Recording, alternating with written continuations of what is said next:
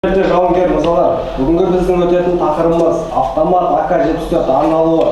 Я рядовой Вячеслав Сергеевич, прохожу службу в гвардейском гарнизоне войсковой части 21450 в первом танковом батальоне. На должности наводчика-оператора танка Т-72. Призвался я с Северо-Казахстанской области, города Петропавловск, войсковую часть 30212, учебный центр на подготовку младших специалистов. Окончив курс, получил сертификат. Полученные знания в учебном центре я применил в боевой подготовке и показал хорошие результаты.